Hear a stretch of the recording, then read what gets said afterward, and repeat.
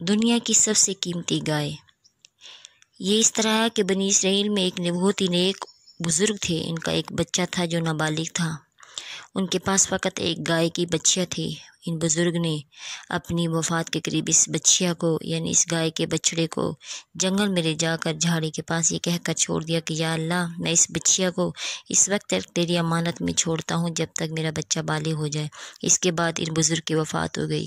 بچیا چند دنوں میں بڑی ہو کر درمیانی عمر کی ہو گئی۔ بچہ جوان ہو کر اپنی ماں کا بہت ہی فرمانبردار اور انتہائی نیکوکار ہوا۔ اس نے اپنی رات کو 3 حصوں میں تقسیم کر رکھا تھا۔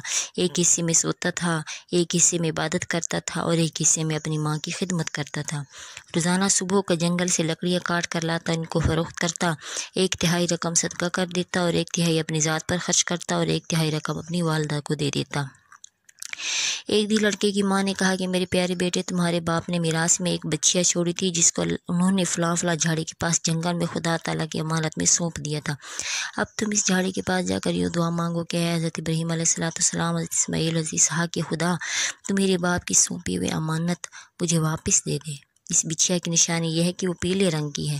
اس کی کھال اس طرح چمک رہی ہوگی گویا سورج کی کرنیں اس میں سے نکل رہی ہیں۔ یہ سن کر لڑکا جنگل میں اس جھاڑی کے پاس گیا اور دعا مانگی تو فوراً ہی وہ گائے دوڑتی ہوئی اس کے پاس آ کر کھڑی ہو گئی اور اس کو پکڑ کر گھر لایا تو اس کی ماں نے کہا، بیٹا تم اس گائے کو لے جا کر بازار میں 3 دینار میں فروخت کر ڈالو، لیکن کسی گاہک کو بغیر میرے مشورے کے مت دینا۔ ان دنوں بازار میں گائے کی قیمت 3 دینار ہی تھی۔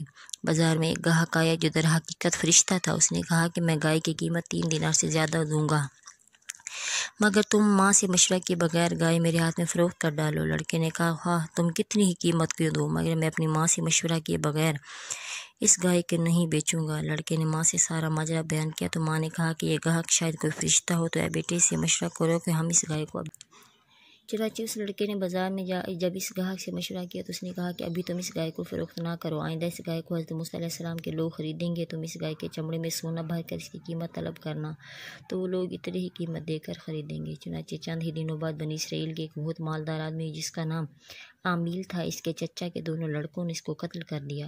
اس کی لاش کو ایک ویرانے میں ڈال دیا۔ صبح کو قاتل کی تلاش شروع ہوئی، مگر جب کوئی سراغ نہ ملا تو کچھ لوگ حضرت موسیٰ علیہ السلام کی خدمت میں حاضر ہوئے اور قاتل کا پتہ پوچھا تو آپ نے فرمایا، تم لوگ ایک گائے ذبح کرو اور اس کی زبان یا دم کی ہڈی سے لاش مارو تو وہ زندہ ہو کر خود ہی اپنے قاتل کا نام بتا دے گا۔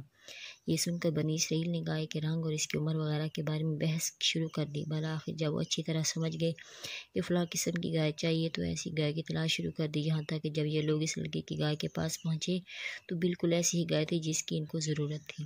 چنانچہ ان لوگوں نے اس کے چمڑے میں سونا بھر کر اس کی قیمت دے کر خریدا اور ذبح کر کے اس کی زبان یا دم کی ہڈی سے مقتول کی لاش کو مارا تو وہ زندہ ہو کر بول اٹھا کہ میرے قاتل میرے چچا کے دونوں لڑکے ہیں جنہوں نے میرے مال کے لالچ میں مجھ کو قتل کر دیا ہے۔ یہ بتا کر وہ پھر مر گیا۔